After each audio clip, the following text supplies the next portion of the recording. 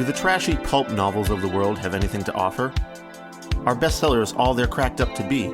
Here at Terrible Book Club, we explore whether you really can judge a book by its cover, or its ridiculous synopsis. You ever passed a book and thought, ugh, who's reading this? We probably are.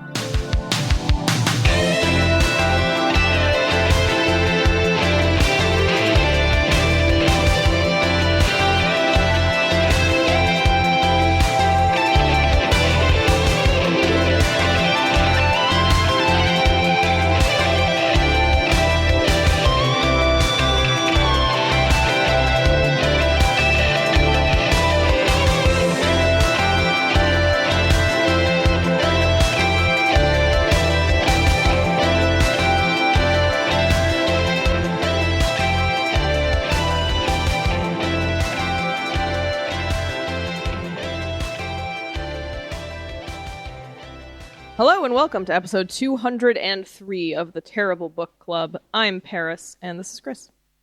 Hello. This time we read What the Spell? Life's a Witch #1. I just had to read it in that voice by Brittany Geragotelis. I believe that's how that's said. Maybe. We'll find out. Angry Greek listeners, write in. Published in 2011. Which was actually a lot later than I thought based on some of the references in this book. This was recommended to us eons ago in the far distant age of 2021 on Twitter. Wow. We're digging deep into the recommendations list. Yeah, it takes 3 years. That's the average time. This was recommended by Kirlia Huka, who described this book as... Who is now dead.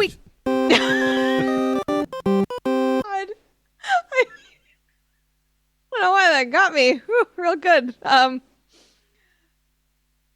Hey, what if we cross Sabrina the Teenage Witch with Mean Girls poorly? Which turned out to be perfectly accurate.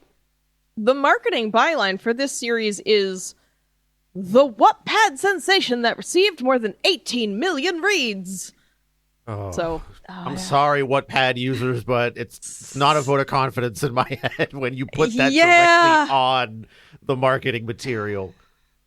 Yeah. If I ascended beyond Wattpad, I would never let anyone know. I would just sweep it under multiple rugs. Maybe that's my own, problem. Maybe it's fine. No, it's true. I mean, I feel similarly. I feel like, if somebody was like, how did you get your start, Brittany? This is not how I would begin that explanation, but to be fair to, I don't know if it's Miss Geragotelis herself or her marketing team or whatever, I'm sure that does matter when you're trying to get published, right? If you're like, hey, I'd like to not do... and being like, 18 million people read my Wattpad thing, they'll eat it up. I'm sure that's effective, but... I don't know, putting it on the marketing material towards the public, not so much in my book. But that's me. I do like that was included because it answers my question, which I had at the end of the book, which was, why would anyone publish this? And, well, now we know.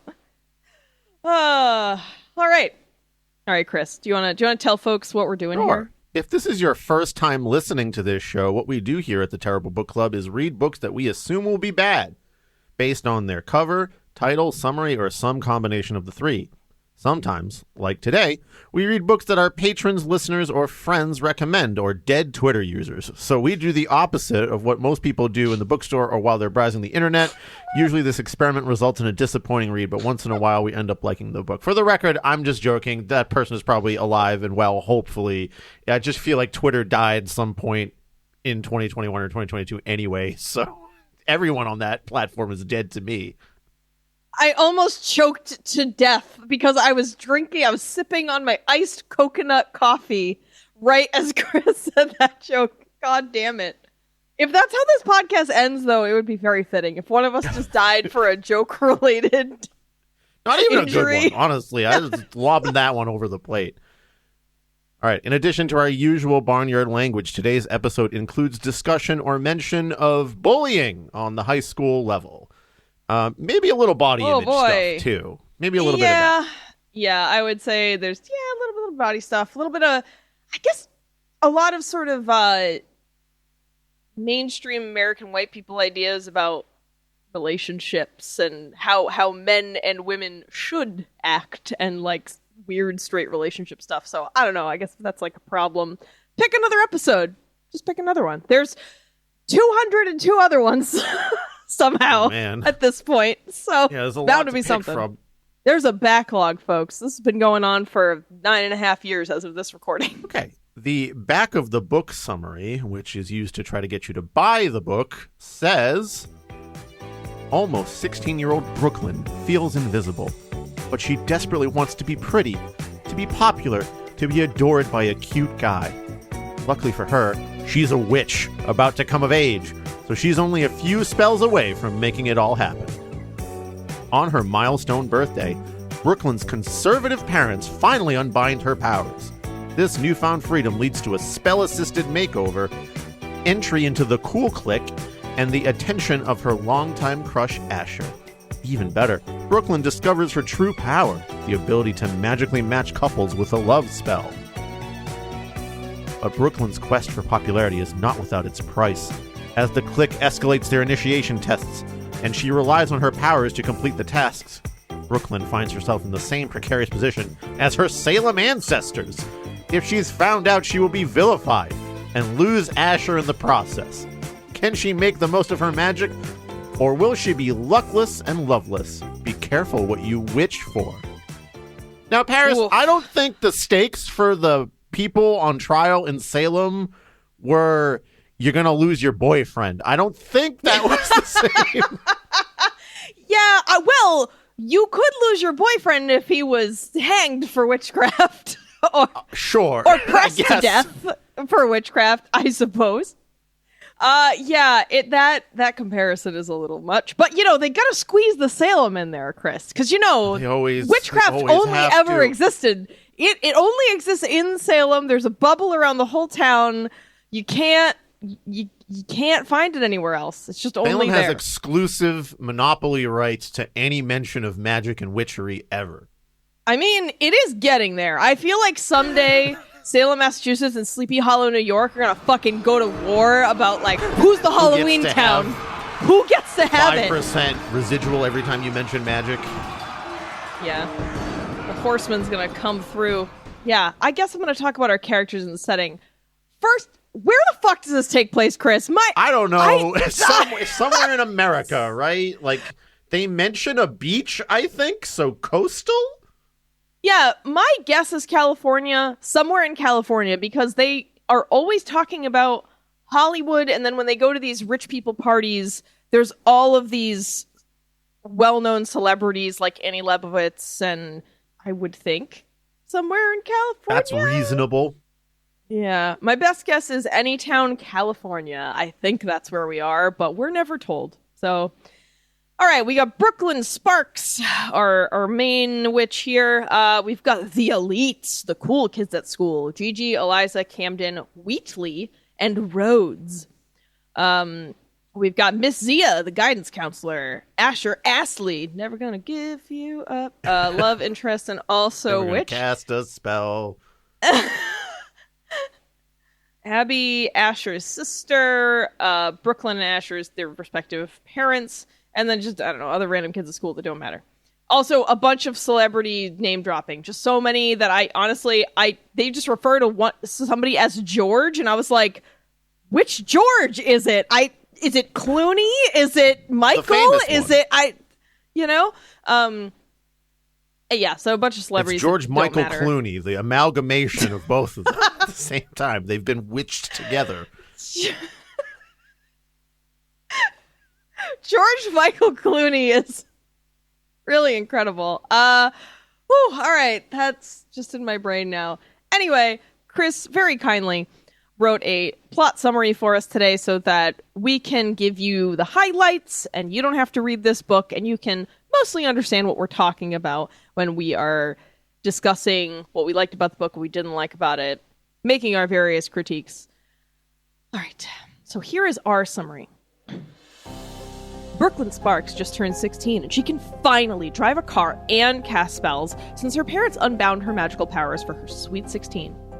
That's going to be a big help at school since Brooklyn feels like a nobody. She has no friends to speak of, except maybe her guidance counselor, Miss Zia, and isn't involved in any extracurricular activities except the Celiac Foundation fundraiser, I guess. She's envious of a particular group of kids, the elites, who sit literally elevated upon a dais during lunch. They have minions do their bidding, and they seem to be the ones everyone looks up to, even though they're absolutely miserable.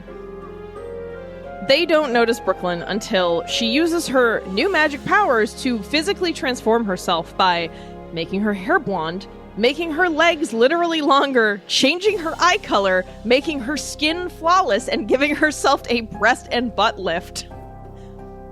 That's all it takes for the elites to notice her, and they invite her to join the group if she passes some tests.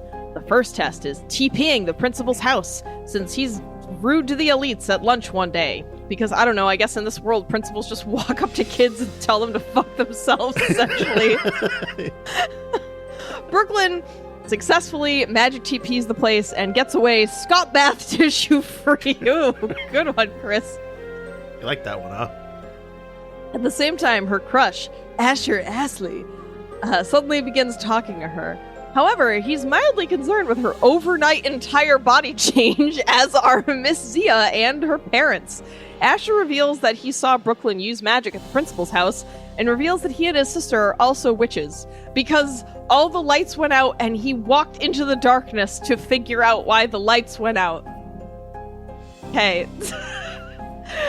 Anyway, they meet. This gives them an excuse to hang out and practice magic, and Brooklyn's stoked. She figures out that her genetic line or whatever, witch eugenicism, I guess. She finds out that she can cast a love spell, which basically makes two people horny for each other for an undefined period of time. Of course, she uses this on herself and Asher, and they start making out a bunch. This pulls her away from the elites, who take notice and demand she spend more time with them. Oh, and I don't know, she has to help Eliza and Wheatley pass their upcoming history test. Not by helping them study, but by passing the test for them with magic. In the lead up to the test, Brooklyn goes to an elite party with Asher and later meets Asher's parents for dinner at their house. She finds out they practice magic much more freely than her family, who try to get by with as little magic usage as possible, since they are afraid of being found out. Asher's parents take a liking to Brooklyn, as does his sister Abby, who had already been interacting with Brooklyn at school. It's revealed that the elites offered Asher a place in their group, but he refused. Thus, some tension begins between Brooklyn's desire to be accepted into the elites and her worry about Asher breaking off the relationship, even if they haven't discussed exclusivity yet. Brooklyn helps Eliza and Wheatley pass their history test with magic cheating, so she is invited to another elite party. The party is the same weekend as the annual charity drive Brooklyn usually helps Miss Zia with, so she leaves her guidance counselor disappointed by choosing to go to the party instead. Asher refuses the invitation, and Brooklyn ends up going by herself and getting drunk off of countless flutes of champagne. The elites dare her to kiss a random underwear model at the party and take pictures of her doing so. She immediately regrets it when she remembers the next morning, but the elites tell her it doesn't matter since they're not exclusive. She goes to Miss Zia the next day and confesses everything to her and is told it would be best to tell Asher. When Brooklyn goes to Asher to tell him, he tells her he wants to be exclusive, so Brooklyn decides not to reveal her indiscretion. The third elites test is getting Brooklyn to set up Eliza with Tucker, a cute guitar-playing boy. Brooklyn has bragged about her Cupid abilities to the elites, although she left out the magic angle. She had, in fact, set up Tucker with Shayla when first discovering her abilities, since they seem to like each other anyway. At first, Brooklyn refuses, but Eliza threatens her with a photo of her drunken party kiss, so Brooklyn love spells Tucker and Eliza. At yet another elite party that Asher attends with Brooklyn, he finds out about Brooklyn's love spell abilities and her unethical use of them. This makes him wonder if he was also love spelled, and feels betrayed when Brooklyn reveals that she did in fact love spell him. Asher and Brooklyn are officially on the rocks. Oh no. The next day at school, Shayla confronts Eliza and it is publicly revealed that it was somehow Brooklyn's work that got Tucker and Eliza together. Miss Zia witnesses this and dresses Brooklyn down about her changed behavior. The elites conspire with Brooklyn to get back at Miss Zia by breaking into the school and looking at their files in the guidance counselor's office. Brooklyn helps the elites break into the school with magic lockpicking and narrowly escapes being caught by security guards through the use of sleep magic.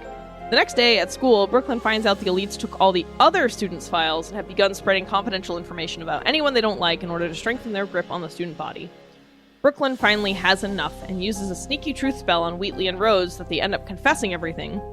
Brooklyn also owns up. The elites are expelled from school and not allowed to graduate, but Brooklyn is only suspended for 2 weeks for the breaking and entering, I guess, since she didn't spread any information about anyone. All is not well, though. Asher and his family have mysteriously disappeared. Gigi took video of Brooklyn using magic during the break-in and knows about her witchiness. Brooklyn also receives a mysterious text from a non-Gigi number with said video, with the vague assertion that the texter will be in touch soon. Sequel bait time! Activate! Thank you, Paris, for reading that very lengthy summary for what is otherwise a pretty vapid story, as I'm sure our listeners have ascertained by now. All right, time to wake up! Snap, snap! Time to get up! Come on. Time for the podcast. Let's go. You sure you fell asleep during that? It was pretty boring. All right. All right, Chris, what do we got? What's first on the docket today in this terrible book courtroom? Technical construction.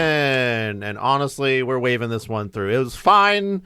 I guess the Wattpadness did not affect things here, or there was an editor after the Wattpadness. I don't know. Every other Wattpad story I've seen has the worst capitalization and punctuation I've ever seen in my entire life. So this that's fine. Somehow escaped. Granted the defense's motion for technical construction on the grounds of this was basic and uninspired, but technically fine and accords with the law. Continue. Next. This is a one. It's a one. Okay. Plot construction. Okay, so it's a very, very low-stakes story, right, Paris? Like, we're here talking about who likes who, and teenage romances, and, like, high school-level pettiness, which is funny, considering that Brooklyn can materialize shit out of midair, completely physically alter herself, manipulate people's desires and emotions. Like, she has just started witching, like, for days, and she's able to cast spells that would have crazy effects if there was, like, a lot of witches out there, which there are, because there's, like, witching forums on the internet, and if you can do this shit with, like, having your magic powers unbound for days, because also she's the weird one for not having been able to use magic in her house, because all the other witches out there tend to be able to just, go ahead, use them when you're 9, I guess. That's great. Yeah, let your 9-year-old have magic abilities. This is smart. Anyway, you guys probably see where I'm going with this. It's incongruous. It doesn't really match. Oh, the whole thing is, like, the characters' motivations in their dialogue is completely incongruous to the overarching context of the story. It was so hard to read this because I was like, how are there no bounds on the magic? I mean, I laughed out loud in the scene where she just changes her appearance entirely. I was like, oh, this is stupid. Like, clearly it's going to, like, go away after a day or something. It doesn't even hurt. No, it doesn't hurt. It's just big boobs, big butt, tiny waist, long legs, green eyes. Like, it's absurd. I just don't. And everyone's like, did you get a makeover? Like, her legs are longer. She literally doesn't look like herself. She looks like a different person, so much so that people are like, are you new at school? And she's like, no, it's just me, Brooklyn. I just dyed my hair. They're like, your eyes are... Somebody legit is like, but your eyes are a different color. Like, what? I mean, she changes her face enough so that she no longer has to wear much makeup so that she can get ready faster. So it's not only that she makes her skin flawless, she also changes the structure of her face so that she's more conventionally attractive. It's just fucking crazy. Like, it's believable that a bunch of dudes in high school would absolutely not notice that. They would just be like, oh, that's what she normally look. Wow, what's makeup? She always look like. Whatever. Yeah. Wow, well, makeup's real powerful. I mean, it is. Yeah, but... like the face stuff and like the makeup aspect, sure. But like becoming physically taller, changing your eye color completely, and not having like, she doesn't even go like, it's contacts. Right? Like, at least the reasonable thing there.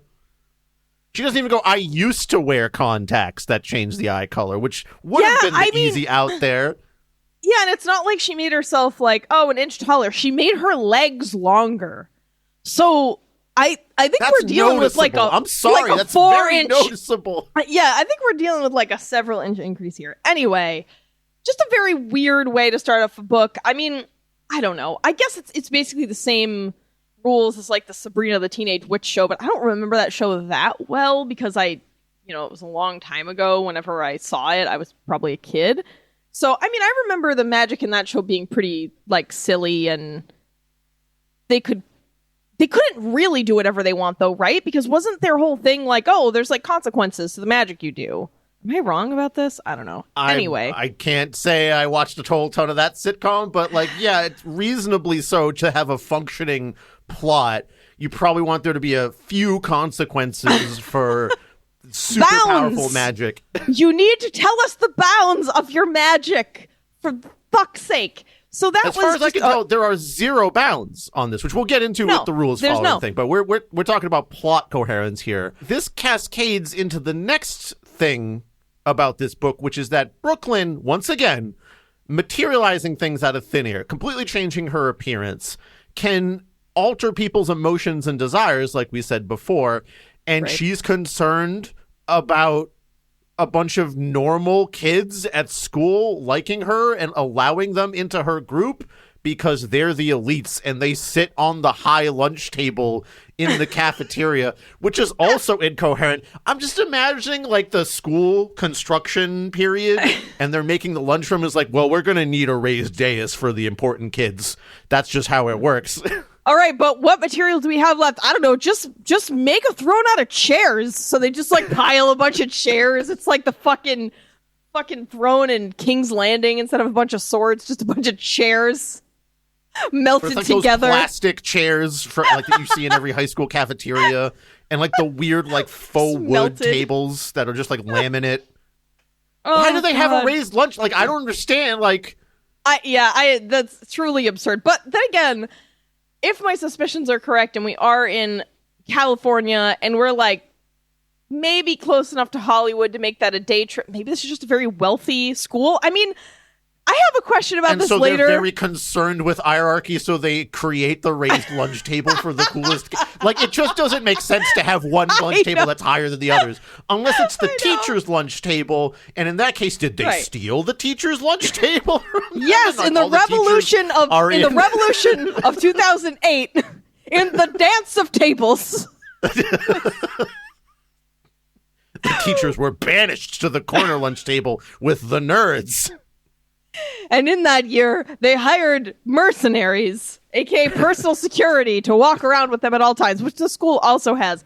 Maybe, I don't know, maybe instead of rules, should we talk about this in rules following? Yeah, why not? Like, yeah, but again, why is Brooklyn concerned with her status to a bunch of normal-ass high school kids when you are naturally elite by way of having magical fucking powers, which makes you literally better than most other. I'm sorry. Maybe that's a little bit magician supremacist to say, but if you can cast magic spells and other people can't, you're naturally going to do a little bit better.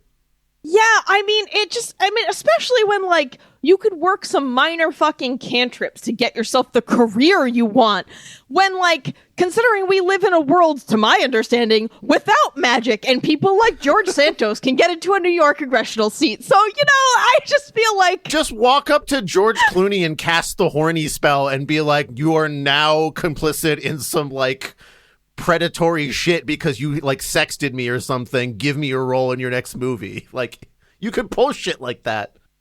Yeah, again, like, people without magic powers, as far as I know, maybe Chris, maybe we just don't know. Maybe all these people who get away with all this shit are actually just high magicians.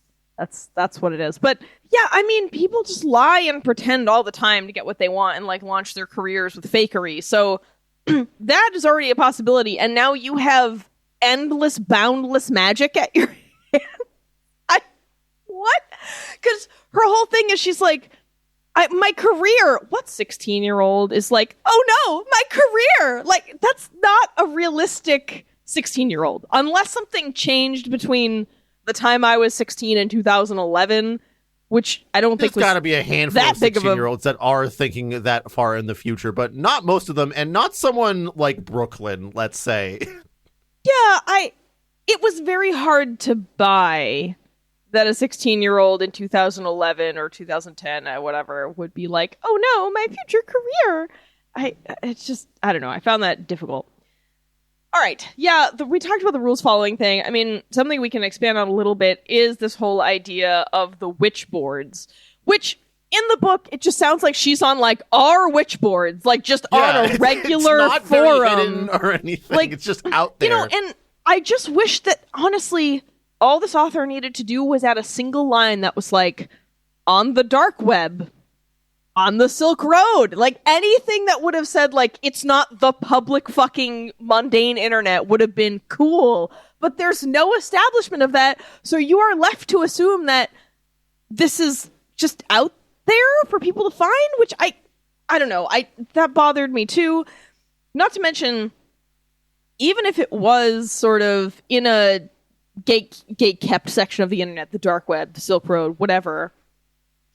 When she is planning to rig the test for the two other people in the elites, she goes on the witch boards and is like, I am trying to rig an exam at school. How do? And people are like, oh yeah, just do this. And I'm like, why would you post that if you're so worried about getting caught? Again, this whole book is all about like, oh my God, we're so worried about getting caught. We're so worried about getting caught. I mean, by the end of the book, her boyfriend's family disappears in the night because they're so worried about being caught, you know? But somehow there's witch boards that any teenager can just get on and be like, how do I cheat on a test? There's like witch city councils and shit. Like, where are they meeting? Yeah. Who's renting out the rooms? Apparently every city has a witch council, which would mean that there are millions of witches in America. If you do the math, not one of them is letting it slip a little bit. Yeah, it's just this. How are you keeping this conspiracy under wraps when it includes half the population or like a fifth of the population or whatever? You know, just an absurd number of people, hundreds of thousands or maybe even millions. It's hard to buy, and especially when there are no bounds on magic and people can do whatever they want with it. I just feel like security should be higher and like, you know, guys, like maybe don't just tell your 16-year-old, you be careful, young lady, and then let her do whatever she wants. They chastise her for like doing magic shit, but they're not like supervising her. They're like, she'll learn on the internet, which is of course the best parenting method out there. Yeah, they don't give her a grimoire. There's no book of shadows for her from which she could learn. There's no, like, 4-H for witches where she can, like, learn in a group environment. There's nothing. There's no guidance. So they're like, all right, rules are done. Go ahead and do any magic that you want. Go find it on the internet. I'm sure it's all sane and logical and not extreme out there. Yeah, well, and then I also don't understand how our parents are like, we're very disappointed in you. But then they don't like do, I don't know, counter magic to take away what she had done to herself or like show her any sort of, I don't know, restriction. Like they don't even ground her. They're just like, minimally. We don't think that you was good. You don't get to go out on the broom tonight, young lady. It's in the closet. Yeah. I don't know. Not that I'm saying you need to have like punitive parenting, but it just didn't really make a lot of sense. They seem real ineffective as witch child havers, right? Like they're just do what you want. Another thing that really bothered me with this whole idea of like, oh, anyone has boundless magic at the tips of their fingers, literally, as long as they say some words and they have the right genetics, without any studying. You know, it's not like she's learning the elements of a chemical reaction, right? Or like the elements of a recipe, right? Like, we're not learning anything. We're literally just saying, fuck books spirigamaga, or whatever. Like, we're just saying two words and a thing happens. Like, there's no effort involved in casting other than aim. There is the unbounding of her powers ritual where her dad's like, yeah, give me some cayenne and a little milk and like, I don't know, a cab. Like he's just rattling through shit that's in the kitchen. And they're like, this represents. I think he just made it up. I mean, probably because later on in that scene, they're like, yes, the pepper represents your ability to not sneeze when you do. I forget what it was, but it really seemed like they were doing. It was like a new hot bod you're going to have tomorrow morning.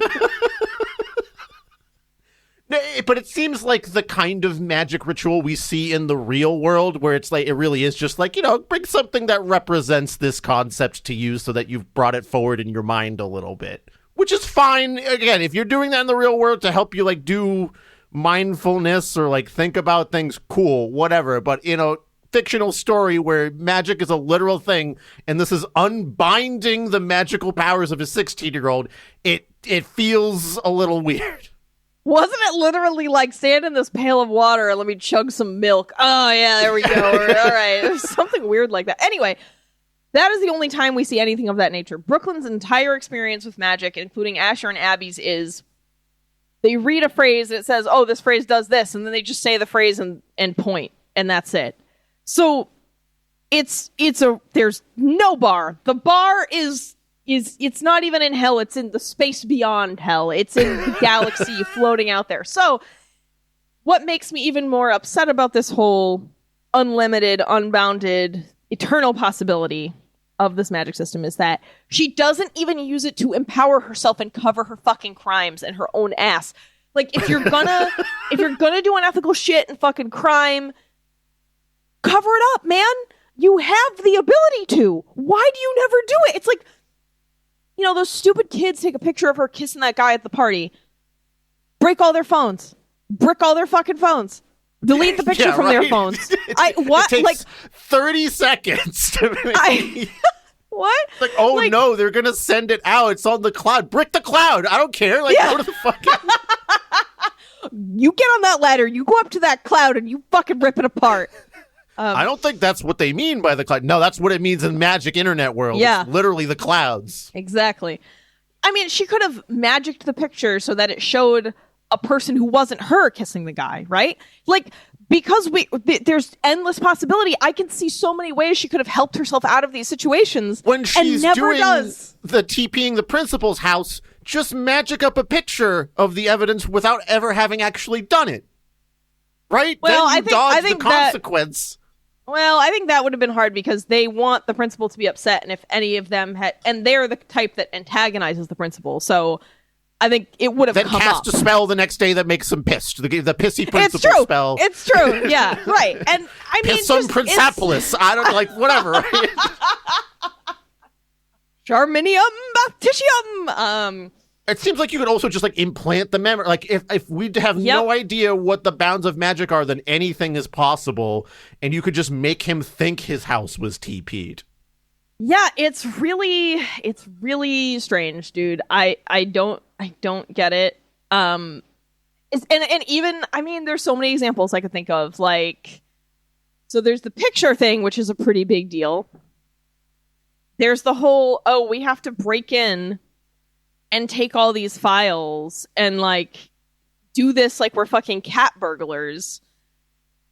I just feel like there are so many other ways to go about this, and also I was sort of surprised that we're still working with paper files. I mean, I guess it was 2011, so paper was still a thing, but wouldn't there also have been computer record? I don't know. I mean, whatever. I guess permanent records are. You would think for what seems like a wealthy high school too that they would have gone digital fairly quickly.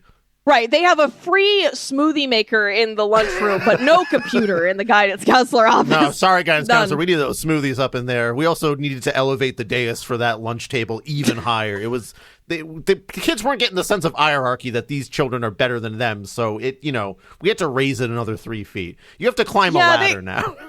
They really felt like when the lords were coming to pay their fealty that like the distance wasn't great enough to impact, their desire to submit. So we needed to add a few more chairs to the throne. Yeah, so if she had just used her magic in ways to cover her own ass, it would have made more sense. But especially because there's no consequence. Even though her parents are like, there are consequences for magic use. Are there? There seem to be none. There seem to be none. It doesn't really seem like it. Also, you're so concerned about like, this is going to go on my permanent record. Just magic it off the permanent record, which also permanent record isn't a thing that you need to worry about ever. Paris, have you ever heard of anyone getting in trouble or like losing out on an opportunity for anything that happened high school or before? ever. I mean, except for, well, people committing actual crimes, yes. Okay, sure, but like you cheated on a test in high school. Like if it happened the one time and you like are still in the high school, no one is digging deep enough. They just care about like, is that your diploma? Cool. Like I've never heard of anyone ever fucking digging deeper than that. I guess I don't know what happens when your transcript gets submitted. That's just your grades. It doesn't have like, is this person a fucking cheater checkbox on it? Like, it's, like last I knew. And also the representation of the permanent record in this book was very strange. It seemed to contain like not only report cards, awards, and like behavioral incidents. It also seemed to have every assignment they had ever done, because when they steal the files and are like outing people for stuff, one of the things is just an assignment that Abby did in a class where in creative writing they were instructed to write something completely unlike anything they would ever write as an exercise to like push not your boundaries, but like to push you to write something from a different perspective. And it was like a bodice ripper, right? Which is the total opposite of Abby's personality. And I was like, why was that in her permanent record? Like, so are you, what? Someone was just also, like, I think this is actually kind of hot. I'm just going to put it in the record so I can reference it later. Yeah, I mean, and not to mention when they pull out the guidance counselors, like the permanent records, which are, I guess, also the guidance counselors' records, which I thought was strange as well. The guidance counselors are writing up these like psychiatric exam level notes, like patient exhibits paranoid delusions, recommend that they seek therapy, and patient came into school physically taller with different eyes and butt and boobs. Yeah, it's very, I mean, I've never been a guidance counselor. I don't know anyone who does that work. Do they really take clinical level notes of their interactions with students? I think it depends. I think some do. If you're like the type of guidance counselor that has that training, but if it's like a situation where like it's a private school and it's the football coach that's also the guidance counselor because they just didn't want to pay for a guidance counselor, probably not. Yeah, I was a little surprised by that. Okay. Another couple things in this section, then we'll be done. Oh, I forgot they did the food crime. They committed the food skin crimes in this book. Because he has a dark caramel colored face. There I was, flirting with Asher, my biggest crush. A guy who was both mysterious and bold, classically good looking, but one of a kind. He had a motorcycle, but he wasn't a bad boy. He was perfect. The level of literature we're working with here today. All right, let's talk about the love spark. So I gotta yell about that before we get into characters. It's very loose. It's the loosest love spark in the world, because even Brooklyn is like, I don't know really how it works. I just can get two people horny for each other, and then who knows if their remaining affection for each other after a certain period of time is real or not. Oh. Yeah, and it's said, so first of all, her parents don't tell her about it, and I'm assuming it's because they're concerned that she may use the power, right? But this results in her, turns out. Right, but this results in her accidentally doing it because, I don't know, her body just does it. Like, she was like, I felt my hands rise up without thinking about it. And I was like, that's strange. And so she makes people connect, and all it does is she's able to surface any speck of animal lust within them and direct it towards another person, which then encourages them to perhaps attempt romance because they want to bang, which is the supposition here.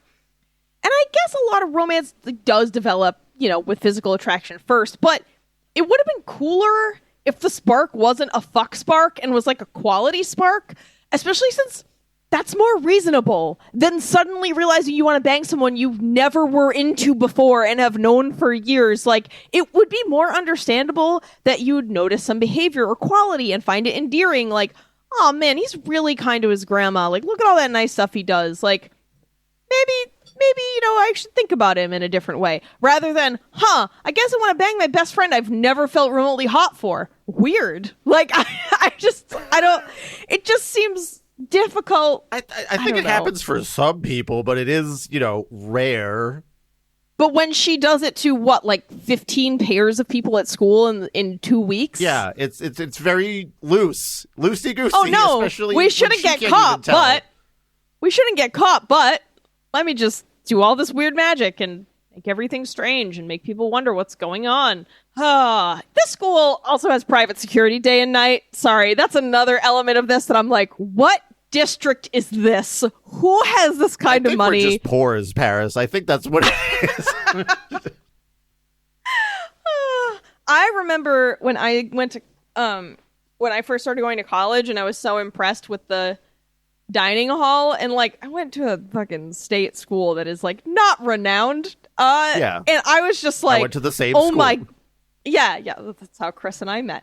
And I was like, oh my god, there's a smoothie machine. Of course, I had to pay for it, but I was still very excited that I had the privilege of paying for an expensive smoothie if I wanted it at school. I went in there and I was like, oh my god, there's a Burger King. That's what I was into. There was a Burger King that I never went to. I went to it frequently.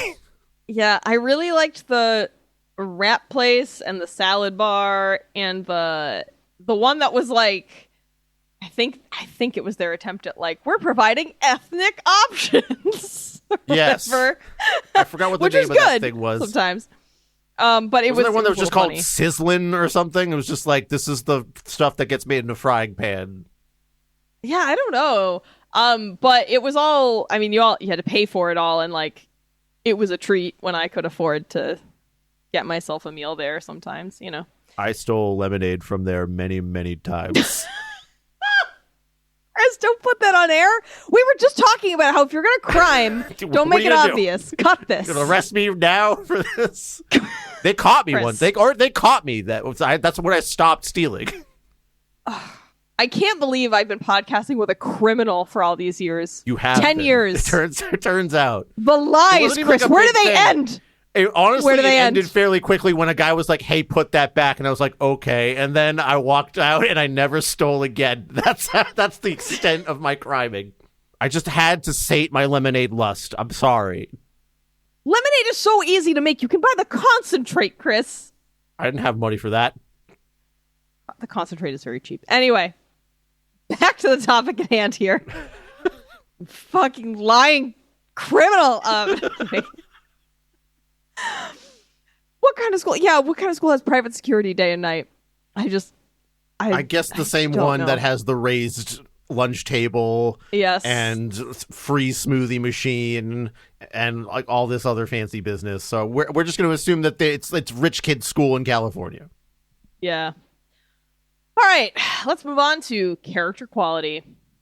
Do these characters have any depth? Are they cardboard cutouts? What are we working with here? What do you think, Chris? I mean, I guess you could sort of see an inch of depth in Asher. I wouldn't say Brooklyn has, like, Asher is just kind of a sweet boy, but that's like about it, right? It's not like his depth is like, I like Brooklyn, but she's kind of a rude bitch that does bad stuff. Like, that's about as deep as he gets, actually. Yeah, they're fine. I actually find Brooklyn's whole like inner turmoil to not be effective because she repeatedly does bad shit with only an occasional thought until things threaten her happiness directly. Mm-hmm. She doesn't stop until it's like, oh no, I'm going to maybe get like expelled from school because I've been caught doing an actual crime, and my boyfriend's going to leave me. That's the only reason she's like, I've had enough. Like, no, Brooklyn, you haven't had enough. This whole book, I mean, they establish that she wants to own a PR firm. That is her 16-year-old girl dream, which was very unrealistic to me. I do not understand what 16-year-old is like, I can't wait to get in the PR business. I think it's like the celeb gossip obsessed type of 16-year-old. They think like, oh, PR firms is just dealing with gossip all day. Yeah, I don't know. I found it difficult to grasp. But if anything, this all sort of packages together. This whole package is like a person who really is only concerned with appearance and the spin and popularity and being wealthy and like liked and stuff. So it's kind of on brand for her to have sided with the elites and like told Asher to fuck off, really. Like, agree. so I don't know.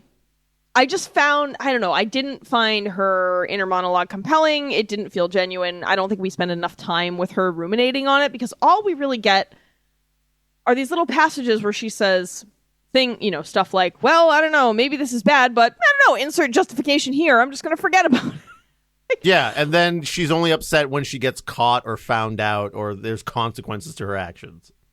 Yeah, which, I guess a 16-year-old, maybe this is fairly realistic because their brains aren't fully formed yet. But it didn't make for a very, like I said, compelling main character. I don't know. It wasn't, it's very inelegant. The whole thing is very inelegant, not nuanced. It just doesn't do it for me. The elites aren't much better either. They're literally just like weird, snotty, rich kids that Brooklyn seems to vibe with perfectly fine. So again, like you said, it's on brand that she would be like, yeah, I really want to hang out with these kids who are obsessed with appearance and status and looks.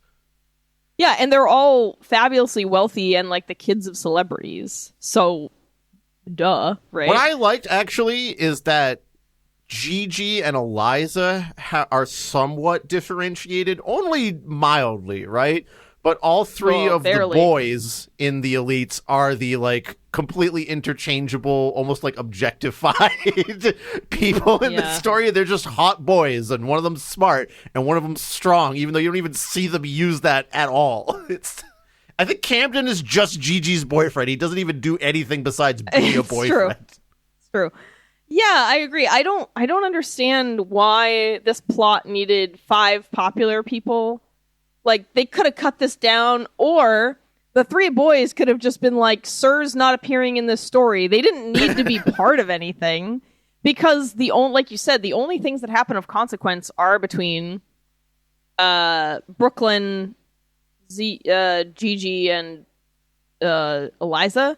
So it just felt like needless padding. I don't know. I don't know, because like you could have just had the girls up on the fucking throne or whatever, or like maybe the boys were there but they didn't need to be a part of anything.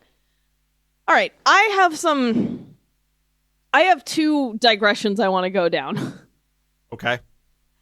One, I kept thinking Abby and Brooklyn were going to end up gay for each other. Did you get that feeling? No. Not, I mean, like, yeah, she like likes Abby and she's like, oh, she's so smart and pretty, but to me it just came off as like oh, this is a nice person that I want to be friends with. I don't know, there were just some things, like when she first sees Abby, she says the girl was gorgeous, black hair, exotic looking, olive skin, and amazing eyes. She kind of looked like Asher. Like, well, yeah, they're okay. That one line, okay, I see what you mean. I mean, also, let's not forget, my heart began to fill with love for this girl who was so young, yet so wise. It was like how I imagined having a younger sister would be, minus the fighting and jealousy. I was so happy that she sort of came as a package deal along with Asher. I guess the younger sister part hits a portion of my brain that's like, okay, that can't be romantic then, so I'm just writing that off entirely. Yeah, I get, but I don't know. They were just, especially because they spend all this time being like, oh, it's just so many moments where Abby says things like, she doesn't have any crushes, real teenage boys, they're disappointing. I just kept hoping something was going to be a little more interesting, like maybe they would get together or something, but no, it's just everything plays out kind of exactly as you would think. Nothing is very interesting. The last sort of character profile and like character interaction I want to talk about is Miss Zia, the guidance counselor. Her relationship with Brooklyn is like borderline inappropriate. What do you think, as someone who teaches children? It edges towards that. I mean, the scene where she gets like super upset about Brooklyn not being able to attend the charity drive, maybe a little bit. You could leave it at like, oh, well, that's disappointing. You know, like think about like who your new friend group is versus this. But like, sometimes as an older adult in a younger person's life, you have this sort of mentoring relationship, and you might interact with them outside of the time that's specifically for, the learning or something, especially like if you think that they're like nurturing their skills and things like that. But there are lines that you should draw, and things like that. For me, her relationship with Miss Zia seems mostly appropriate, I would say. Unless they were like meeting up for drinks and food like regularly outside of school, then that might She spent every single lunch day with her. Yeah, that. And then Miss Zia was acting like a jealous boyfriend or something. She was like, that's the mixture. Can't believe you're not spending time with me. You haven't been coming to lunch.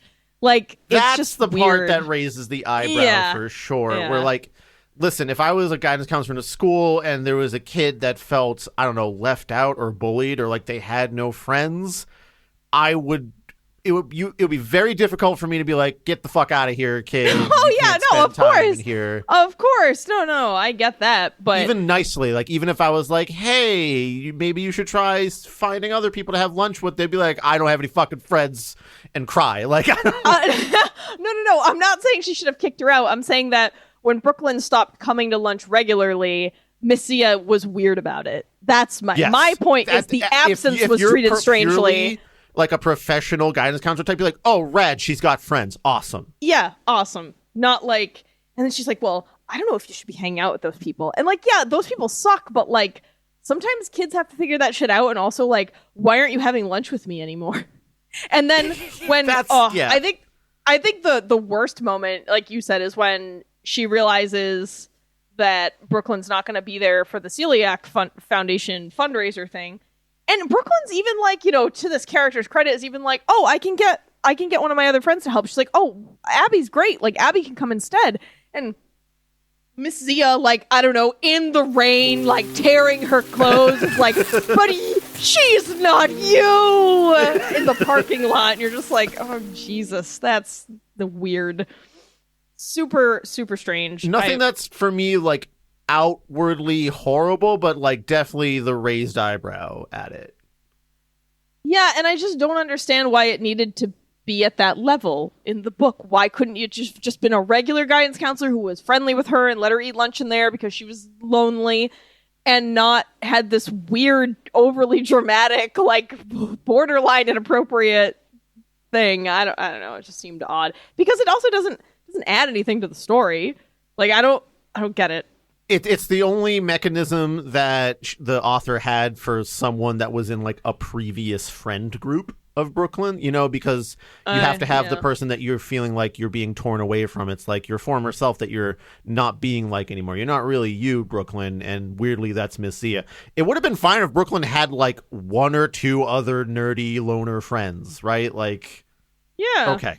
Well, Paris, are we done with this section? Oh yeah, we're done. -1, right? Just on coherence alone, just on the incongruence that's a negative supreme magical ability, but I'm concerned about these random fucking high schoolers liking me. -1. Get the fuck out of here. Well, yeah, and then just having no bounds on them. I mean, for many reasons. -1. Moving on. Okay.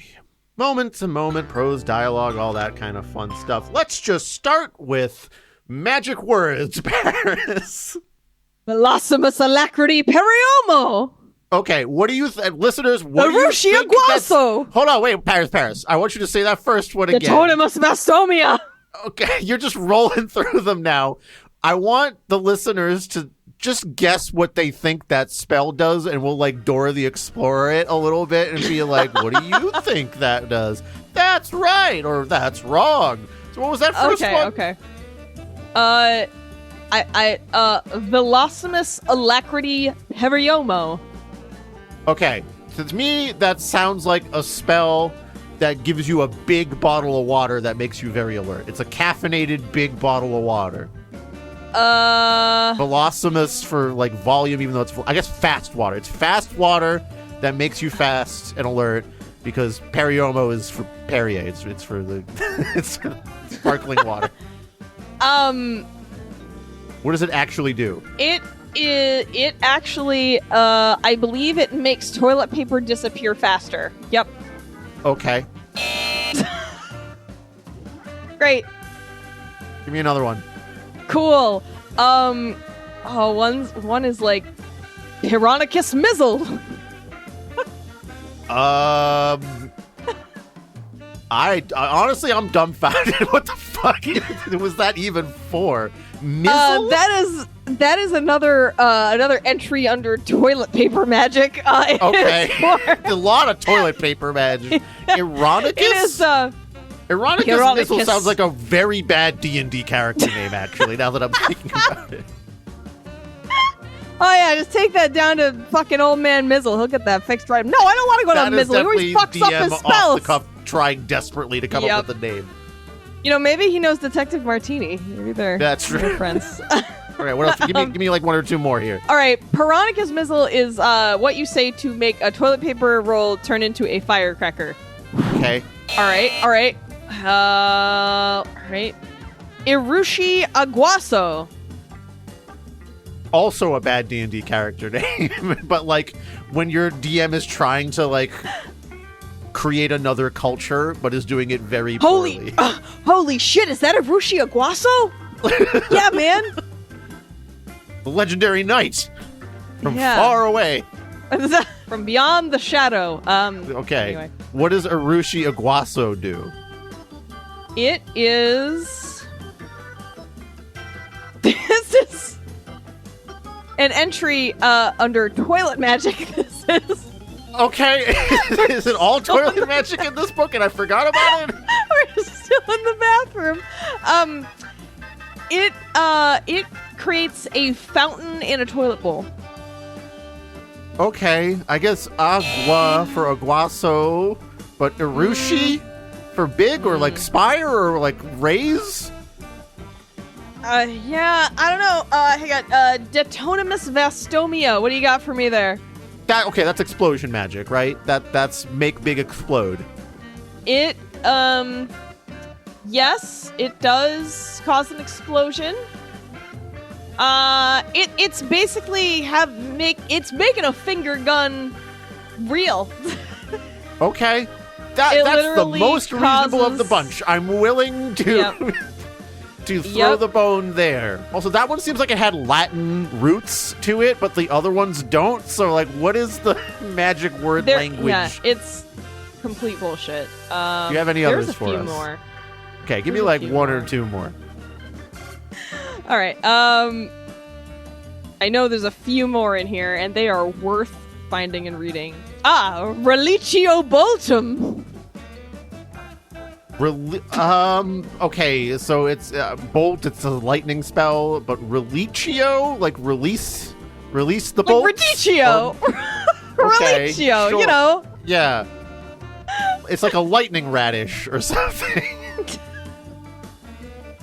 It is how you unlock a latched window. Okay, so it's literally just release bolt, but with vague Latin roots. Yep. What about Flatismo Ballistic? Flatismo Ballistic? It's like a flat Stanley spell. You smash yourself into a flat paper person so you can slide under a door easy. It makes someone fall asleep and forget everything they just saw. Okay, so it's words about being flat and mobile, but it's a sleep and amnesia spell. Yep. I guess because you're flattening the will to be awake. Beats me. Got I think one more. Okay. Alterago Fila. That's the love spell, right? Because Fila is love, so altering my love. No, it's sorry. If I can spell for you, if that's gonna help. Alterago altogether, space. So separate word. Fila. Altering. Yeah, altering love. Nope. This is what she uses to switch the contents of Gigi and Eliza's purses. alter file, like the no, contents? but it's the whole contents of the purse. It's not. Yeah, it's not just the files. So I alter the filling. Alter the purse is filled. Alter. You can use the same spell to like swap a raspberry and a strawberry Danish. Actually. Oh God, that would be so great because I actually hate plain cream cheese Danishes, but like if it's like cherry or raspberry, I'm on board. So if I could just be like, fuck you, regular cream cheese, give me a fruit. Oh, that'd be this great. spell is used to alter the filling of any person. Also doubles as birth control if you use it the right way. Oh God. Yeah, I think. All right, I think that's enough for magic words. No, Electro Reducto. Okay, I'm pretty sure that's almost exactly a Harry Potter spell, but you're reducing electricity. You're turning shit off. Yes, an Electrolumino.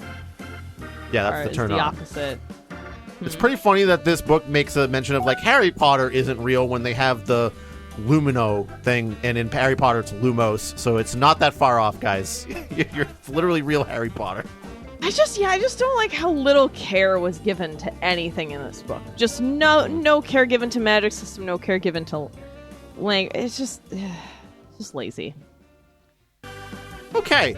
Is there anything else? I feel like we could just leave this whole section at the magic words and move on because that's evidence enough for me. Yeah, I guess I do just want to read maybe just two passages so that we can talk about, I think, something the book did succeed at. If we are being fair here. You pointed out that it does kind of feel like I'm in the head of like a shitty 16-year-old kid who only thinks about social status, and I think you're right. I think it's vapid and bland and focused on shit like a 12-year-old would care about, imagining what it must be like to be 16, right? I mean, these books are for a young audience, so all right, so this is when deep into the book, she's going to yet another party of celebrities, and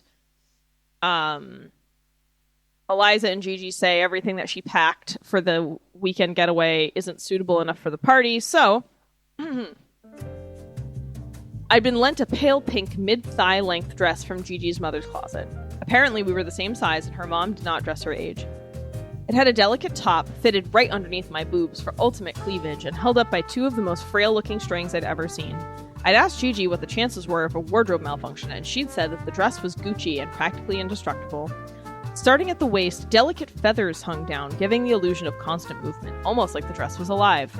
With it on, I couldn't help but feel like a real-life fairy tale princess.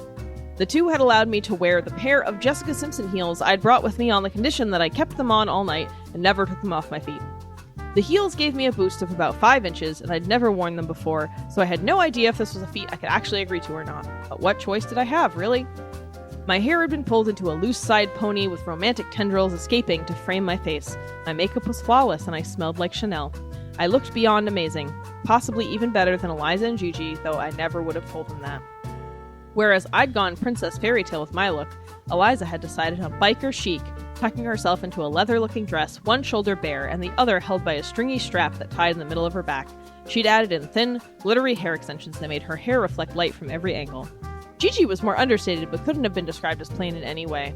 She was wearing a navy blue strapless Marc Jacobs, fitted perfectly to her body. At the sides of her hips were pockets, parts of which were turned out, revealing a silk pinstripe pattern. To pull the look together, she wore a matching necktie around her shoulders with a collar to give a sort of masculine power vibe to it all. If anyone but her wore it, it would have been questionable, but with Gigi, it was runway ready.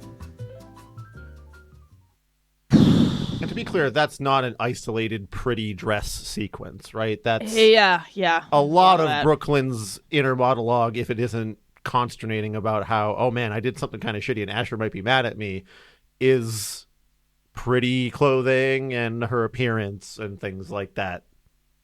There's a part a few pages later where the girls are introducing her to their like rich friends or whatever, and they start just making shit up about her every time they introduce her to a new person. Like they run into somebody who's a dance choreographer and they're like, oh yeah, Brooklyn's got killer moves, like you should really call her if you ever have anybody drop out. And like Brooklyn hates dancing and is terrible at it, so it was a weird thing to say. And she's like, why are you lying to people? And they're like, well, because, you know, you just want people to remember you. It doesn't matter if it's true or not. And then Eliza says, because all people care about is who you know, what you do, what kind of money you have, and what you can influence others to do. Eliza said, I could do charity work year-round, and I do, and nobody would care. But give me the lead in a CW show, and suddenly everyone would believe I could change the world. A CW show? That's how you know these kids are 16. Right. Like, I actually don't think a lead in a CW show is going to change much of anything. No. I don't know. I guess I'll just scramble to another spot. Now, boys, this is a party, she said, smoothing back a few loose strands of hair. This is a different party, by the way. This is a different celebrity party than the one I just read from. There will be plenty of time to do this dance later. Brooklyn, come over here, Eliza called from across the room. There are some people you've got to meet. I looked at Asher nervously, trying to decide whether it was okay for me to leave him to duke things out on his own. I dragged him here and promised I'd stay by his side. The least I could do was keep my word. Go on, Gigi said, waving me off. I'll take Asher around and introduce him to a few people he may find interesting. I bit my lip as I considered whether this was a good idea or not. Gigi rolled her eyes and stood up from her seat gracefully. Go! He's in good hands, I promise. Go ahead, Asher said, giving me a quick peck on the cheek. I'll be fine. After one more glance back at him, I went over to join Eliza. She was standing with a group of people, all of whom were sipping their drinks and seemed to be posing for imaginary cameras at the same time. In the light, I could see that Eliza's dress was even more stunning than I'd thought before. It had a plunging neckline and an even lower cutout in the back that made all eyes gravitate toward her. And every time she moved, the crystal-encrusted heels she wore sparkled like mini disco balls. She was breathtaking, and everyone here knew it. You guys, this is my good friend Brooklyn, she announced. She's sort of new in town and doesn't know a whole lot of people yet, but she's definitely on the verge. I leaned over to her discreetly. I'm not new, Eliza, I said. You're new to this group, she answered through clenched teeth. Just go with it. I looked over at her like she was crazy, but then turned back to everyone and said hi.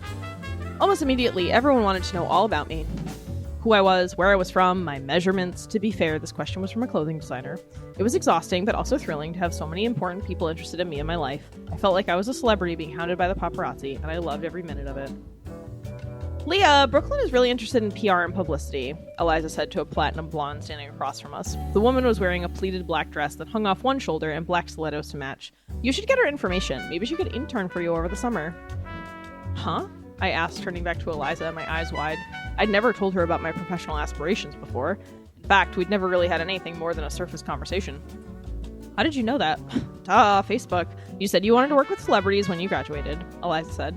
Now, Leah here is Daddy's publicist and a senior account executive at Moynihan PR. She knows everything there is to know about publicity and working with celebs. You should totally pick her brain sometime. Let's exchange info, Leah said, digging into her purse and pulling out a card. She handed it to me and then left her hand out for mine. Oh, I don't have a card to give you. Well, no problem. Just email me and we'll set something up, she said, shifting her purse back onto her shoulder. Any friend of Eliza's. My mouth dropped open. I couldn't believe it. Moynihan PR was the real deal. If I got an internship there, it would probably turn out to be the beginning of my career. I turned to Eliza incredulously as Leah moved on to the next group, continuing to make her rounds. I can't believe you just did that, I said quietly to her. Oh, get over it, Brookie. So I Google stalked you. So what? She said, rolling her eyes at me. That's not what I mean. I don't care about that, I said. Do you realize what you just did? Eliza, that was a huge freaking deal. I don't know what to say. Say you'll help me and Wheatley on Monday and we'll be solid, she said, smiling at me sweetly. Before I could answer, she pulled me over to introduce me to a scout at Forward Models, Jerry Weintraub, and two of the Gossip Girl actresses. By the time I made it back over to Asher and the others, my head was spinning and I was dying to tell someone everything that had just happened. So, I think this demonstrates, just what we're dealing with here. But also the absurdity that rich people would let their teenage kids just, hang out with their friends at parties. Do you think that's weird? I think it's weird. It depends. I mean, definitely in terms of the nepotism thing of setting their kids up for success. I believe most people that are in high up circles like that are absolutely going to try to give their children a leg up like that. But the fact that they're actively drinking at these parties and misbehaving, in some sense. Yeah, and also it's not oh, you kids can be here for an hour or two, but then it's adult time. It's no, they're fucking doing lines with like George Clooney or something. I don't know. I mean, that's not explicit, but it's suggested. It really seems like that's the case. Yeah, I don't know. We're not rich. Maybe this is just how rich people do it. I don't know. But anyway, sometimes, most of the time, it's just, again, it's just fine. It's plain. It's there. There are a couple of times, though, where things feel pretty alien, but I think we already sort of talked about the whole Miss Zia thing and sort of the incongruity in general, which makes some of the speech and dialogue feel alien because it doesn't really... Like, there's a point where Brooklyn and Asher are, like, breaking up, and she's like, you can't leave. You're the power behind my magic. And you're like, that doesn't make any... That's not true. What? It just, you're doing spells fine. Strange. Continuing to do spells just fine without Asher around at all, so... Yeah, it's very terrible. Anyway, I hate this. What... Is this a 0? I feel like this is a 0, right? It's not like outwardly awful. It's just meh. Yeah, I agree. Let's leave it at that. So then we can move on to Terriblo's presence. Oh boy, is Terriblo back from vacation. Yeah, he really came back, unpacked all his bags with all his tendrils and just like unloaded on us, man. Because the earlier part of the season, we were like, this is fine, we're doing okay. And now I feel like every book is like, oh man, he's back. It's like pretty stupid chaos. It's like Looney Tunes, but without any like actual injury or death. You know, it's just terrible shit, but nothing, no mortal dangers at least. It was the thing, you know, right? Like where you're like, why do you care about this shit when you're able to have all of this power at your fingertips? I just don't understand. Yeah, a lot of moments, you know, like the whole. There's a couple pages where they just write out like IMs. Like, I don't know if this was the AOL instant message or something. And I was just like, what? You know, I think we were off that by like 2008, right? Like, I feel like I wasn't aiming past high school. Yeah, I agree with you. I feel like... Here's how we know, Paris. Yeah. Did we ever interact on AOL Instant Messenger? Because we met at the beginning of college, and we fucking never did that shit. Not even... That was like Facebook by then. I didn't have Facebook until I graduated from college because I didn't have time for social media because I was too busy. I think that... Yeah, how did we communicate? It was just texting. No, I didn't text until late. I was a late texter.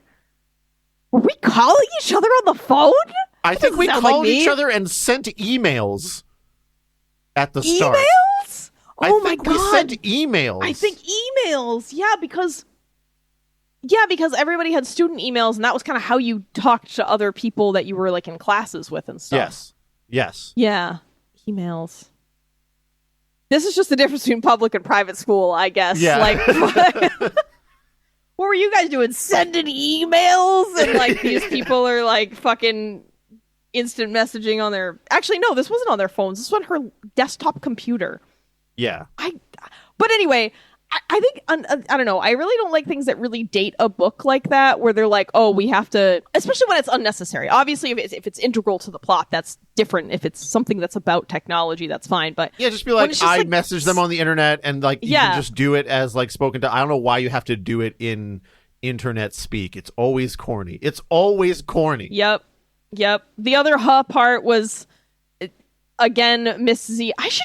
I know we're running low on time, but I really think we should read this passage where Brooklyn realizes she can't go to the Celiac Disease Foundation fundraiser, because this was the part that made me go, huh?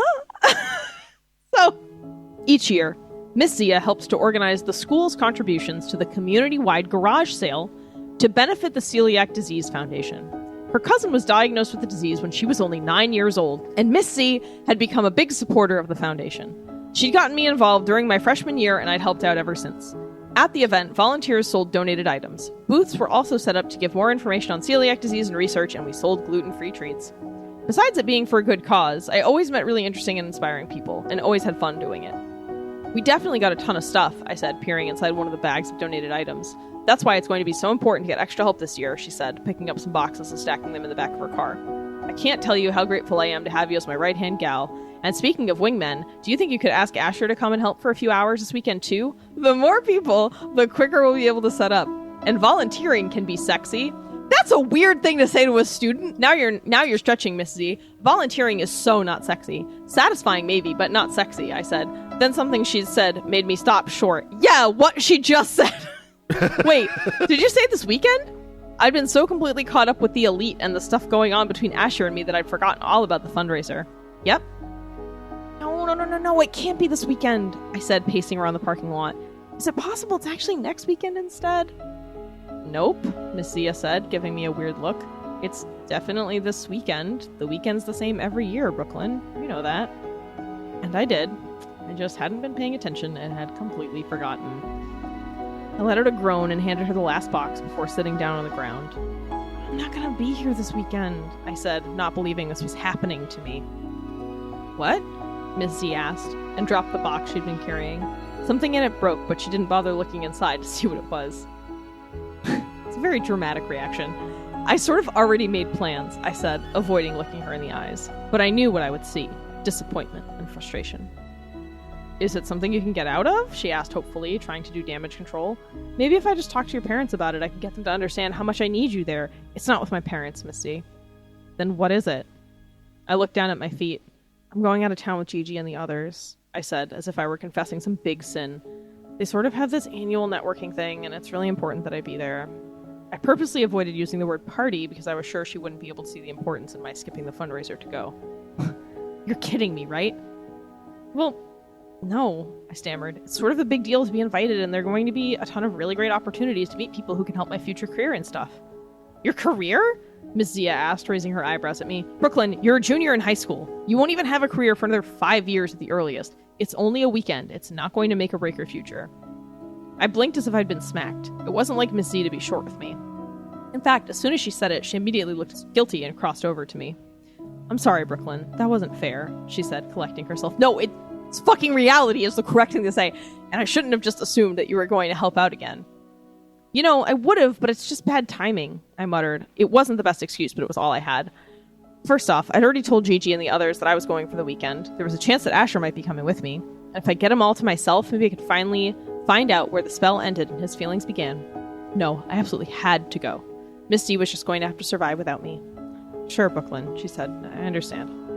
Then she continued to pack up the car, this time in silence. The guilt began to creep over me until I couldn't handle it anymore. Look, maybe I could try to find someone to help you out on Saturday. Asher's sister Abby is really cool, and there are these students that will do anything the elite tell them to. I bet I can get them to work the event. If you just give me a chance to talk to them... That's not necessary, Brooklyn, Miss Zia cut in. I don't want to bully other students into helping. Okay, it wouldn't be bullying, it would just be asking. And I thought you needed volunteers. I'm just trying to help you out. By getting others to take over your commitment, she finished. But Abby and the others, I started. Look, Abby's great, but she's not you, she said, looking at me sadly. Why does it matter whether it's me or someone else helping as long as somebody's there? I asked, looking at her in confusion. I'm sorry, but I just don't get why this is such a big deal. I know. That's why it's so upsetting, Miss C said, shutting the back door of her car and walking toward the school. Miss C, what's going on? I really had no idea what had just happened and wondered if I'd missed something important here. Look, Brooklyn, it's not like I can't handle things this weekend on my own. I mean, there will be other volunteers there, she said, spinning around to look at me. It's you I'm worried about. What are you talking about? Last year, you looked forward to this fundraiser all year, and now you've forgotten when it is. You cared about celiac disease research and always did whatever you could to try to raise money to find a cure. You used to want to spend time together, because you see, you've changed, Brooklyn. You never would have missed this weekend before. You probably would have reworked your entire schedule around to make sure you could be there. And now what? A weekend of socializing is more important than finding a cure? This isn't the same Brooklyn I used to know. Relax. Jesus fucking Christ. I mean, Brooklyn, we were about to find the cure to celiac if you had just loaded one more box. If you had sold one more gluten-free muffin, that would have been it. We had them. We had the disease. Cornered. At that table, at that very event, that disease was cowering. We needed one more person to chain it down. Yeah, that's a strange passage. This fucking continues. And then eventually, she's like, I've done all this good stuff. Like, being a matchmaker. And she says, and what bigger service is there than helping others find love? And the teacher says, true, but... True? Is very... There's a lot of bigger services, I think. Hell, garbage men, I think, are a bigger service. Seriously, that is not a slight to garbage men. All hail the garbage people. Yes, they keep huge, shit running. Service. Sanitation is so important. Like, matchmaking is no not one is that fucking important. globally. The trash better get moved. Before we fuck, the trash needs to go out. That is the order of things. Our society is based upon the wonderful garbage people. This is a joke, but I'm also serious. Hail the garbage people. Hail the sanitation workers. Indeed. Indeed. Anyway, so Cereblo's here, folks. Yeah, Cereblo's and there's here. one thing as part of the section, Paris, I think that you have a little sort of flag to plant, a line to draw in the sand, shall we say? Yeah, sorry. It's been a lot of Here's me this your moment. episode, but when we were, one of our metrics for Cereblo's presence is how many times one of us has to contact the other to be like, holy shit, what the fuck? What is this? Am I losing it? What about this? And I was like, Chris, I can't believe this is another Salem Witches from New England thing. I just can't do it anymore. I'm done. I come before you today to say this is the end of the line. This is it. We're not doing another book about Salem witches or witches in New England. Nothing can make us do it again. I can't. It just immediately triggers like a blinding red haze over my mind, and if we find out it's an element of a book, we're not going to finish reading it. We're not going to do it. If you recommend it, you're losing your episode. It's not happening. We're fucking done. I just try to sneak it through. We won't even upload the episode of like reading up until what we did right then. We're going to just put the book down. And you know what? Everyone loses an episode. We just won't upload an episode that week. So, collective punishment. Collective punishment. No, but you better seriously, act right.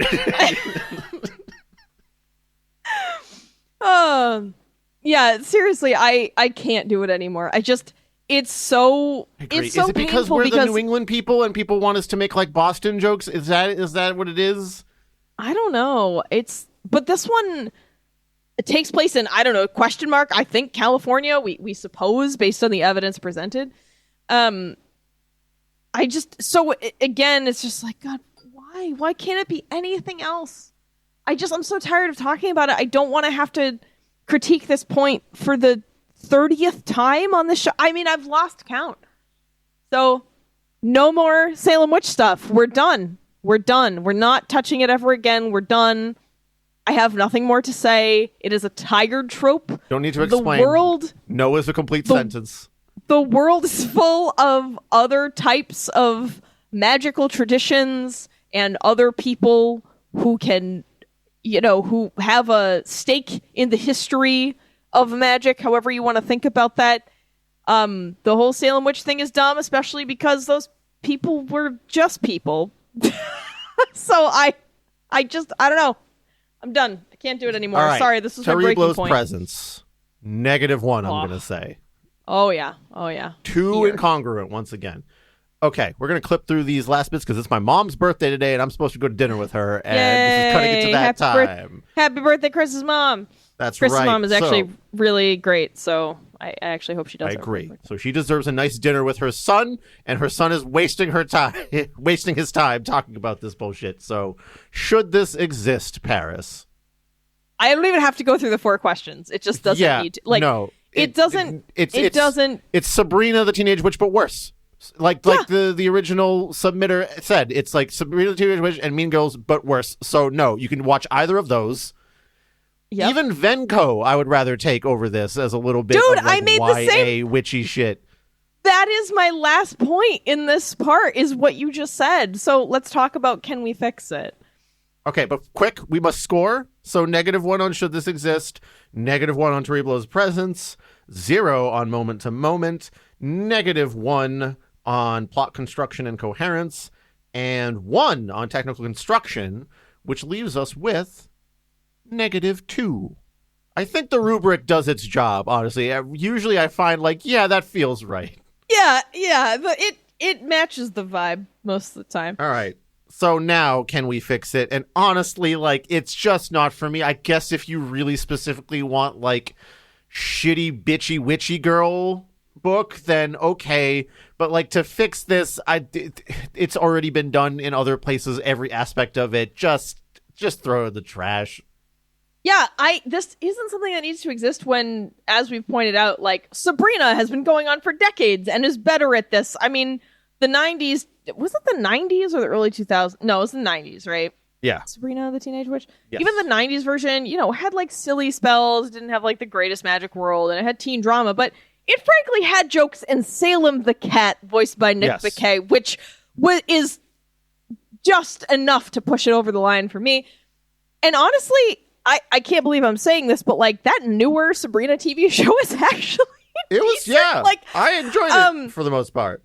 Yeah, I started watching it I think I was, like, sick or something, and I was like, oh, it's probably gonna be horseshit or whatever, and I was like, this is a good take on this. Like, it was actually, I saw it through to the end. Even the ending was, like, pretty good. I was like, huh. I was just like, oh, I'm just going to put on something mindless while I'm, like, sick and miserable and can't pay attention to anything and can't read.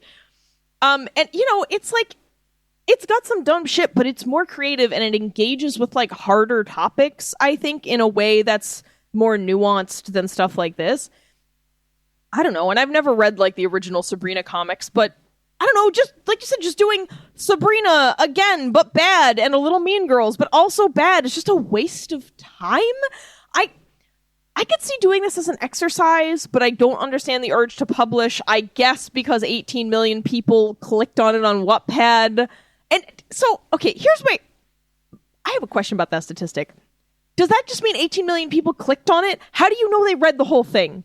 Is Wattpad able to tell you people that get to the end? I don't think so. I think it's just clicks through, I would assume. Oh, then that's... There's definitely ways that you can track in either case. So, like, it's possible, but I really don't think Wattpad is making that distinction. Like, how does it serve them to make that distinction? Anyway. It doesn't. So they really only care about, like, the views. Yeah. So... I guess that's the ultimate answer, because at the end I was like, I don't understand why you would publish this. Like, this feels like something someone did to kind of get a story out, right, and, like, try something. But also, like you said, it's sort of difficult because this is just so not for us in so many ways. I mean, we're adults. Even when we were this age, we weren't interested in things like this anyway. So that's tough. But I was interested to see, I was like, what's going on with this series and this author? So there's actually 3 books in this series, so short and sweet. And it definitely seems like the author had come up with the whole story before releasing the first book, based on what the other 2 books are about. Like, the second book is about a different girl who's a witch in this town that Asher goes to after his family go into, I don't know, witch protection, the witchness protection program or whatever. So the second book is about Asher's new girlfriend and how they have to fight against, like, the... That's pretty... you know what? I gotta say, that's pretty fucking good to be like, fuck that bitch from the first story. Yeah, and then the third book is, oh no, the 2 girls face off and they're both fighting over Asher. So that's this whole cycle. Then, Geragotelis, I don't know how you want to say the last name, the author, she took a few years off and then started working on a different idea entirely, which honestly sounds a lot more promising. So in 2020, she published the infamous Frankie Lord, the book 1 of this series. And it's about a middle school age kid whose dad is an international heist guy. So the kid has grown up, like, learning the heist life, but then her dad gets arrested, so she has to, like, live in the real world in suburbia with her uncle. And there, she discovers economic disparity, and she's like, I think I want to help even the odds. And I'm like, that already sounds like a way better premise. Yeah, so, I agree. So, again, not something I'd pick up. It's like a YA book for young readers, but like, I guess I'm glad the author got this first thing out of her system and moved on to something else. Yeah. I guess. I can agree to that. If that's how the path that led you there, then sure. So maybe I don't know. And who knows? Maybe that book sucks too. I have no idea. But let's be charitable. Let's give them the benefit of the doubt and say that's probably bad. It sounds a lot more interesting than this. It sounds like it's got a little more to give. So anyway, we already told you all the things we would fix about this, which is like everything because it's not for us. Yeah. So there you go. So thank you, Curlia Hookah, for recommending this 3 years ago, I suppose, and ruining Salem-based witch stories for everyone that's a Terrible Book Club fan forevermore. So good job on that one. No. Curlia Hookah didn't... How do you spell that? Is it Kirlia? Yes. It was really, the avalanche of it. So it wasn't just Curlia, but this was the straw that broke the camel's back. Why don't we thank our actual patrons? Like our bad bookrooms, Chris, Anya, Ben, Donnie, Emily. I think they're dead. What? What do you mean? Well, their Twitter profile's gone. I mean, they might have changed the username. No. Like, all references to them are gone. The original post where they recommended the book to us is gone, but our reply is still there. Oh my God, they're dead. Oh my God! It happened.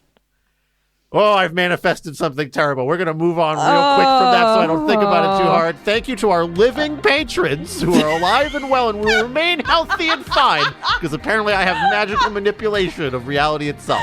Thank you to our healthy, beautiful, still alive bad bookworms, Anya, Ben, Donnie, Emily, Jakub, Jared, Scott, and Will. Our healthy, cancer-free exacting editors, Kieran, David D, Emmy, Funny Robert the Dennis, Greg, Harry 7, Martin, Root Bear Cutie, and the ugly one. Our loathsome librarians who are just living life to the fullest. They Veronica, can eat any glutinous thing you put in front of them. Yanka, Luchek, Of the Void, the Taco-Eating Unicorn of the Hot Springs, Patricia, Robin, and Austin. Our pesky publisher, Miles May, who is just smashing life from all sides, I'm sure. And our Ko-fi donors, like our ever-faithful Kiwi Thing, who has, such fortune visited upon her that they can donate $20 to us quarterly, as well as Martin F. Brenna and Matthew, who helped relieve us of terrible books. If you want some terrible books we've read for the show, you can buy them over on our Ko-fi page. Will anyone accept our challenge to become an archivist this year? What heinous, monstrous tome will you force us to read? Okay, Paris, I'm going to be very fucking careful about my reality manipulation skills, unlike Brooklyn in this book, so I'm just going to slowly back out of the podcast with my hands raised, not saying anything else. I didn't realize that this was the podcast version of Death Note, but I guess it is. Okay. Goodbye, is that who everyone. Terrible is? Did we Goodbye, everybody. You're all okay. I promise. Everything's good and fine. Thank you for listening to another episode of Terrible Book Club. Terrible Book Club is an independent podcast produced by your hosts, Paris and Chris. Sound design and audio editing by Chris, with sound effects and music by Epidemic Sound and sometimes also Chris.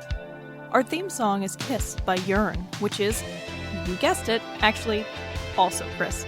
You can find more of his soothing synthy sounds on Bandcamp at yearn.bandcamp.com. Do you want us to review a book of your choice on the show? Do you want access to some extra audiovisual weirdness? If so, become a patron at patreon.com/terriblebookclub. If you'd like to send us a one-time tip instead, you can do that at ko-fi.com/terriblebookclub. You can also support TBC for free by sharing the show on social media, following our accounts on YouTube, Twitter, Instagram, Facebook, or Goodreads, telling your friends about your favorite episode, or by leaving a review on Apple Podcasts, Podchaser, or anywhere else on the internet. To send us book recommendations or your adorable pet photos, send an email to terriblebookclub@gmail.com.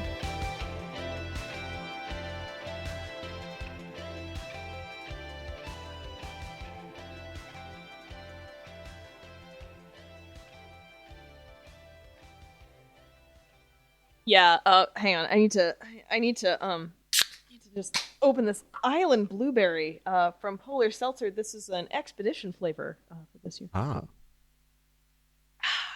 Island Fresh. Okay.